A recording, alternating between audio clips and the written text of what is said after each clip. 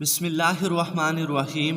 अस्सलामु अलैकुम अरसलान टीवी के प्यारे दोस्तों, हम उम्मीद करते हैं कि आप खैरियत से होंगे। प्यारे दोस्तों, इंसान पर जब सारे दरवाजे बंद हो जाते हैं तो फिर उसके पास एक ही दर बाकी रह जाता है, और वो दर है अल्लाह रब्बुल इज़्ज़त का। उस हस्ती का दरवाज़ा जो कभी बंद नहीं होता। वो ज़ात ऐसी है जो सुनने के लिए हर पल तैयार होती है। ना कभी वो ज़ात सोती है और ना ही गाफिल होती है, और वो ज़ात हर वक्त अपने बंदों की तरफ निगाह करम करती रहती है। लेकिन ये इंसान ही है जो अपने खालिक व मालिक से गाफिल रहता है।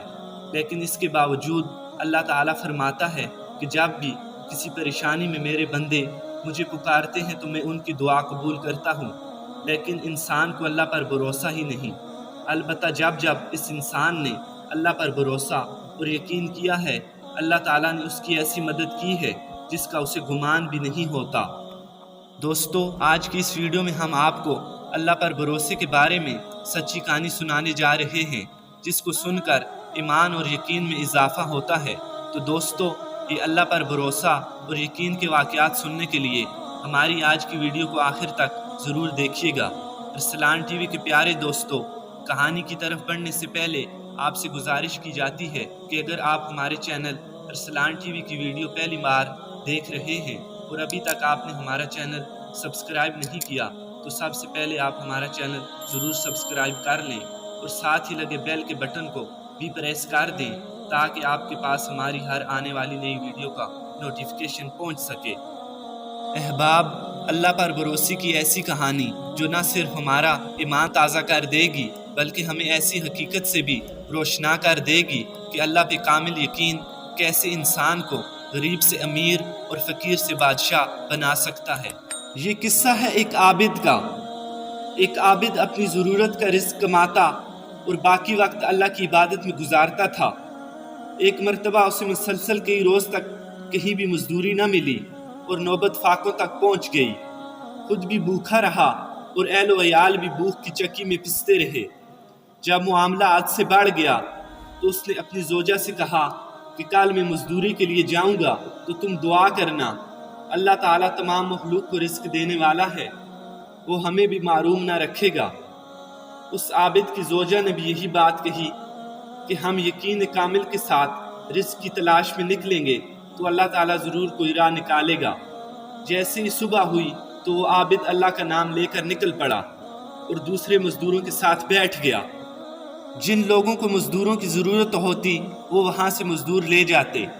उस आबिद ने देखा कि एक एक करके सारे मजदूरों को मजदूरी मिल गई, मगर उसको किसी ने काम पर न बुलाया। उस आबिद को उस दिन भी कोई मजदूरी न मिली।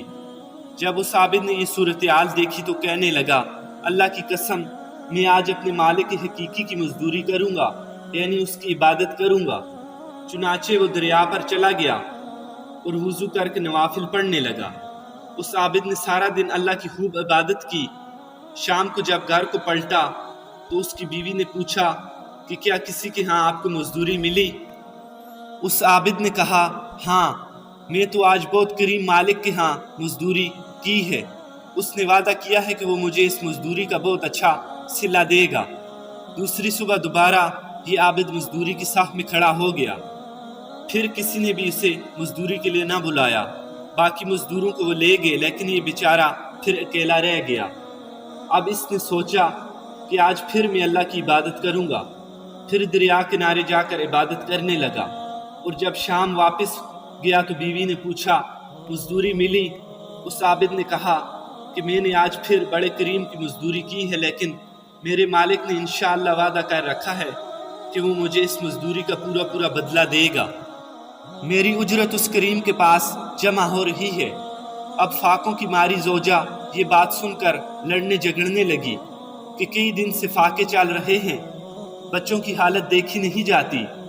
हम में से किसी ने भी कई दिन से एक लुकमा भी नहीं खाया, और तुम जिस मालिक के यहाँ मजदूरी कर रहे हो उसने तुम्हें आज भी तुम्हारी उजरत नहीं दी है। इस तरह कैसे गुजारा होगा? इस पर वो आबिद बड़ा परेशान हुआ और सारी रात इसी फिक्र में गुजार दी। बच्चे भूख की वजह से बिलबला रहे थे और उस आबिद की अपनी हालत भी काबिल रहम थी। बिलाखिर अगली सुबह वो फिर बाजार गया اور مزدوروں کے صف میں کھڑا ہو گیا۔ آج پھر ویسے ہی ہوا، اس کو مزدوری نہ ملی، کوئی بھی اسے اپنے ساتھ کام پر نہ لے گیا۔ وہ عابد اپنے پاک رب کی رحمت سے مایوس نہ ہوا اور پھر دریا کنارے پہنچ گیا، وضو کر کے نوافل پڑھنے لگا۔ دل میں سوچا کہ آج پھر خالی ہاتھ کیسے گھر جاؤں گا، کیونکہ اگر آج بھی کچھ نہ لے کر گیا تو گھر والوں کو کیا جواب دوں گا۔ لیکن اب وہ جب گھر کی طرف جانے لگا، اس سوچ میں تھا کہ کیا کروں، لیکن جب اپنے گھر کے دروازے کے قریب پہنچا تو اسے کھانے کی خوشبو آنے لگی۔ وہ حیران ہو گیا کہ میں کسی اور کے گھر تو نہیں جا رہا، میرے گھر میں تو کچھ بھی نہیں ہے، نہ کھانے کا نہ کچھ پکانے کا۔ لیکن جب دروازہ کھولا تو گھر کے اندر خوشی کا سما تھا، گھر والے خوشی سے جھوم رہے تھے۔ اور جب اس عابد نے اپنی بیوی سے پوچھا کہ یہ سب کیسے ہوا، بیوی نے بتایا کہ تمہارا مالک تو واقعی بڑا کریم ہے، اس کے غلام آئے تھے، بڑی اعلیٰ اجرت دے کر گئے ہیں، اور انہوں نے درہم و دینار بھی دیے ہیں، عمدہ کپڑے بھی دیے ہیں، آٹا اور گوشت وغیرہ بھی کافی مقدار میں دیا، اور کہا کہ جب تمہارا شوہر آ جائے تو اسے سلام کہنا اور کہنا کہ تیرے مالک نے تیرا عمل قبول کر لیا ہے، وہ تیرے کام سے بڑا راضی ہے، یہ اس کا بدلہ ہے جو تو نے کیا ہے، اگر تو زیادہ عمل کرتا تو تیرا اجر بھی زیادہ ہوتا۔ سبحان اللہ، ماشاء اللہ، دیکھا آپ نے، یہ تو دنیا میں اس مزدور کا کچھ اجر تھا، اللہ اس کام کا اصل اجر تو جنت میں عطا کرے گا۔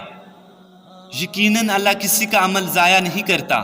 اس واقعے سے ہمیں یہ بھی سبق ملتا ہے کہ چاہے خوشحالی کا دور دورہ ہو یا تنگ دستی کے ایام ہوں، ہر حال میں شکر بجا لانا چاہیے، اس کریم رب پر کامل بھروسہ رکھنا چاہیے اور اس کی عبادت میں مشغول رہنا چاہیے۔ یقیناً جو لوگ اللہ کی ذات پر کامل بھروسہ رکھتے ہیں، اللہ انہیں ایسا نوازتا ہے کہ ان کے وہم و گمان میں بھی نہیں ہوتا۔